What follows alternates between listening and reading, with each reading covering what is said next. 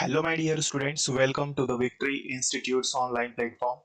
Friends, आज की class में हम डिस्कस करने वाले हैं टेंस को, और टेंस में हम ऐसी इंपॉर्टेंट चीज़ों को डिस्कस करेंगे या पढ़ेंगे जो एग्जाम के लिए बहुत ही ज़्यादा इंपॉर्टेंट है।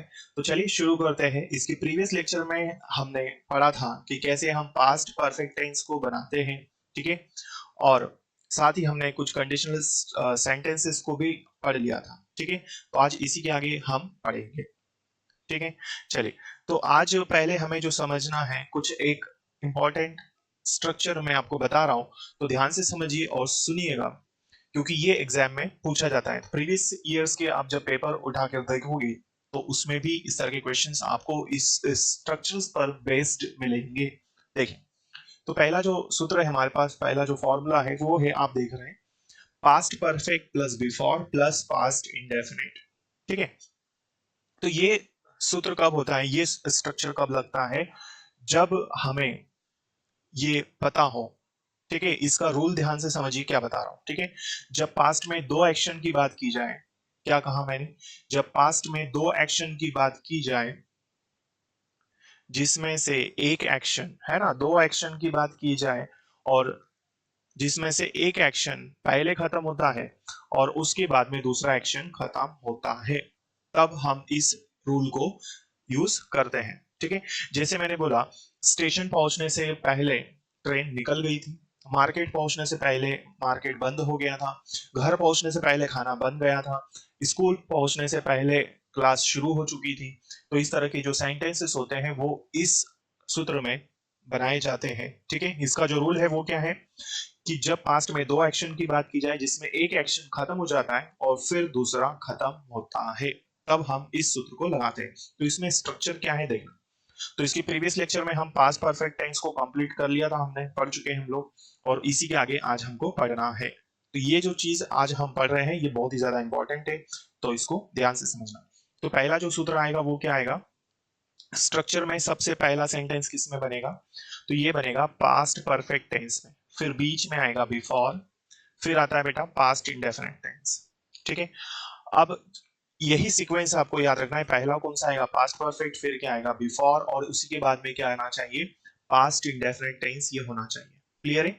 तो जैसे हमने लिखा है यहाँ पर, the crops had destroyed before it रेन्ड, बारिश होने से पहले फसलें बर्बाद हो गई थी, बीच में क्या आया, बिफोर। अब आप देख रहे हैं इसमें कि बारिश होने से पहले फसलें बर्बाद हो गई थी, तो हिंदी में जो आखिरी वाला सेंटेंस आ रहा है, फसलें बर्बाद हो गई थी, वो यहां पर इंग्लिश में पहले बन रहा है, ये आपको लॉजिक याद रखना है, ठीक है। और बाकी वाला बाद में बनेगा, ठीक है। बारिश होने से पहले, तो हिंदी में जो पहला सेंटेंस आ रहा है वो इंग्लिश में लास्ट में बनेगा, ठीक है। तो इस तरह से इस स्ट्रक्चर को आपको याद रखना है, क्योंकि ये एरर डिटेक्शन में पूछा जाता है। तो क्लियर है यहां तक। इसी का दूसरा और एग्जांपल्स बहुत सारे मैं आपको बता चुका हूं, तो इसमें एरर डिटेक्शन में इस पैटर्न को पूछा जाता है।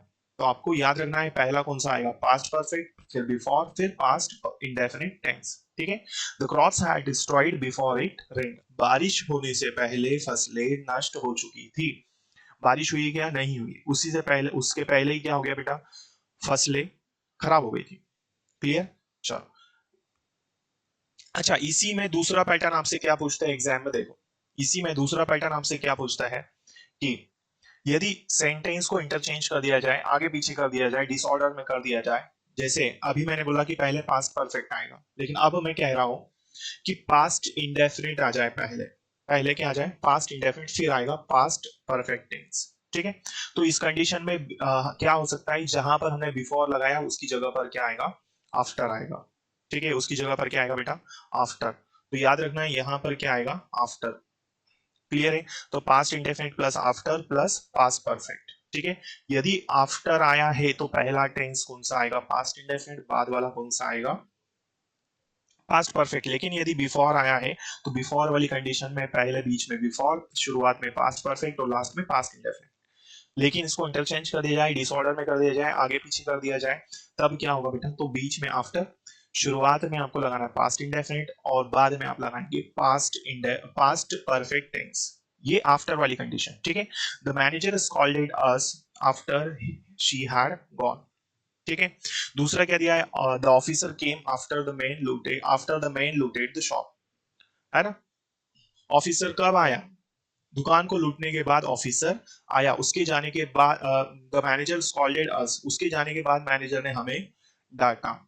इस तरह के सेंटेंसेस बनते हैं किसमें, आफ्टर में। क्लियर, ये दोनों ही स्ट्रक्चर बहुत ज्यादा इंपॉर्टेंट है, एग्जाम में इसकी क्वेश्चंस आते हैं, चाहे आप एरर डिटेक्शन की बात करें या फिर फिल इन द ब्लैंक्स की बात करें। क्लियर, तो ये रूल आपको याद रखना है। क्लियर, आई होप ये सारी चीजें आप समझ चुके होंगे। तो इसी के साथ में ये थी हमारी आज की क्लास। आने वाली क्लासेस में हम डिस्कस करेंगे इसके आगे वाला टेंस। अभी तक हमने सभी टेंसेस को एक एक करके सारे स्ट्रक्चर्स पढ़ चुके हैं हम लोग। तो यदि आपने उनकी क्लासेस नहीं देखी तो प्ले लिस्ट में आपको इसकी सारी क्लासेस मिल जाएगी। ठीक है, तो अब हम आने वाली क्लासेस में पढ़ेंगे past perfect continuous tense, future, फिर फ्यूचर के सारे टेंसेस हम एक एक करके कवर करेंगे और कंडीशनल सेंटेंस भी हम पढ़ेंगे। ठीक है, तो दोस्तों मिलते हैं हम लोग अगली क्लास में, तब तक के लिए जय हिंद, जय Bharat, thank you so much.